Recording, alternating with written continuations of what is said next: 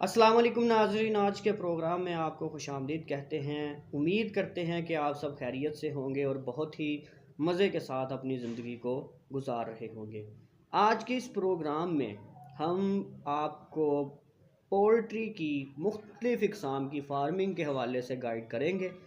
हमारे पाकिस्तान में जो जो बर्ड्स की फ़ार्मिंग की जा रही है, सबसे पहले उनका तज़किरा करते हैं।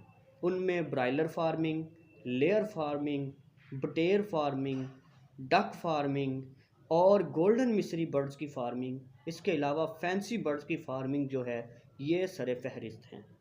ब्रायलर फार्मिंग जो है वो गोश्त के मकसद के लिए की जाती है, क्योंकि ब्रायलर जो है ये जल्दी से ग्रोथ करके अपना वेट जो है वो 2 से 2.5 किलोग्राम तक तकरीबन 30 से 35 दिन के अंदर कर लेता है। ये जो है फार्मिंग, ये गोश्त की पैदावार को बढ़ाने में अपना किरदार अदा कर रही है।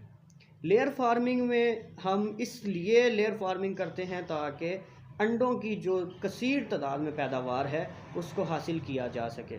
लेयर बर्ड्स के जो एग हैं, मार्केट में जो वाइट शेल वाले एग हैं वो हम लेयर बर्ड्स के परचेज़ करते हैं, वो टेबल एग के तौर पे मोस्टली इस्तेमाल किए जाते हैं। इसके अलावा डक फार्मिंग करते हैं।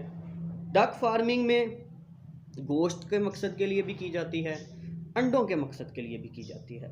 उसमें ख़र्चा कम आता है।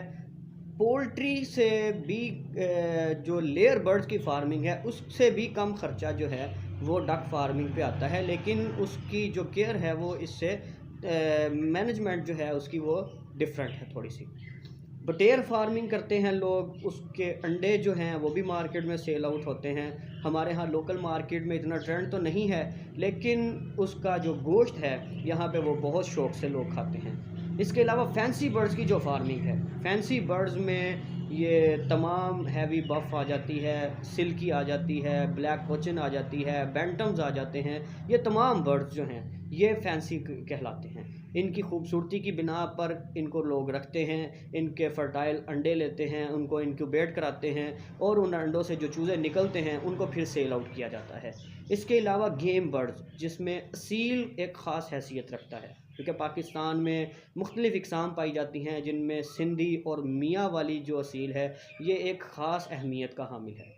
इसको लोग महंगे दामों फ़रोख्त करते हैं, क्योंकि बहुत सारे इलाके पाकिस्तान में इस तरह के हैं जहाँ पे इन बर्ड्स को, ख़ास तौर पे असील मुर्गों को जो है वो गेम पर्पस के लिए लोग यूटिलाइज़ करते हैं, इसलिए इनकी प्राइस जो है वो बहुत ज़्यादा हाई होती हैं।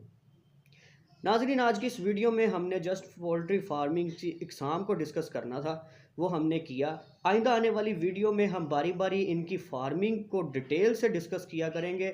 उम्मीद करते हैं आपको आज का प्रोग्राम हमारा पसंद आया होगा। अपनी राय का इजहार कमेंट्स में ज़रूर कीजिएगा। अगर आपको ये वीडियो पसंद आई है तो इसे लाइक और शेयर भी कीजिएगा और हमारे चैनल को सब्सक्राइब भी कीजिएगा। और इसके अलावा अपने तमाम सवालात जो हैं आपके पोल्ट्री फार्मिंग के हवाले से, वो कमेंट्स में ज़रूर आप पूछ सकते हैं। आपको इंशाल्लाह आने वाली वीडियोस में उनके जवाबात हम ज़रूर देंगे। आज की वीडियो के लिए इतना ही। अपना ख्याल रखिएगा और दुआओं में याद रखिएगा। अल्लाह हाफ़िज़।